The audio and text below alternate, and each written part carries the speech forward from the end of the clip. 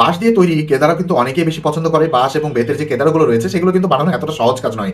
আজকে আপনাদের সরাসরি দেখিয়ে দিচ্ছি। তাহলে আপনি বুঝতে পারবেন যে আসলে বাঁশের কেদারাগুলো কিভাবে বানানো হয়ে থাকে। এই বাঁশগুলো নিজস্ব আকৃতি দেওয়া কিন্তু একেবারে সহজ কাজ নয়। কেননা খুবই সূক্ষ্মভাবে এই কাজগুলো করা লাগে। কেননা আপনি যদি একটু কম বেশি কেটে ফেলেন তখন এই কেদারাগুলো একেবারেই কিন্তু বানানো সম্ভব হবে না। এবং কোনো ক্ষেত্রে দেখা যায় যে এই বাঁশগুলোকে নির্দিষ্টভাবে পুড়িয়ে তারপরে দেখা যাচ্ছে যে আকৃতি দেওয়া হয়ে থাকে।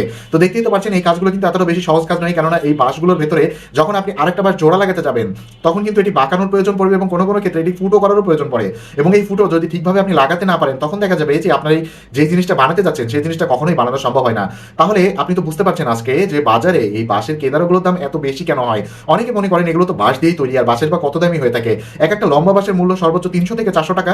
কিন্তু তারপরে এই বাঁশের কেদারা বানানোর পিছনে একটা শ্রমিকের যে পরিমাণ শ্রম দেওয়া লাগে সেই শ্রমটা আমি কখনোই দিতে পারবো না। এবং এই জিনিসটা বানানোর পিছনে দীর্ঘ সময় কিন্তু তাদেরকে শ্রম দেওয়া লাগে। শুধুমাত্র এই শ্রমের কারণেই এই জিনিসগুলোর দাম কিন্তু এত বেশি হয়ে থাকে। সুতরাং আজকে তো বুঝতেই পারলেন যে কেন এই বাঁশের কেদারাগুলোর দাম এত বেশি। যদিও এগুলো দেখতে অনেক বেশি সুন্দর হয়ে থাকে এবং দীর্ঘস্থায়ী মজবুত হয়। কেননা এগুলো এমনভাবে তৈরি করা হয়েছে বাঁশ দিয়ে যেন এগুলো দীর্ঘস্থায়ী টেকসই করে রাখা সম্ভব হয়। তো এগুলো দেখতে খুবই চমৎকার লাগে আমার কাছে। আপনাদের কার কার কাছে এই ধরনের ফার্নিচার বা আসবাবপত্র পছন্দ একটু আমাদেরকে জানাতে বলবেন না। আর এই ধরনের জিনিস যদি আপনার পছন্দের তালিকায় থাকে সেই বিষয়টি আপনি চাইলে আমাদেরকে জানাতে পারেন।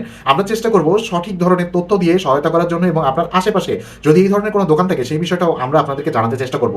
আর এই জিনিসটা আজকে আপনাদেরকে কেমন লেগেছে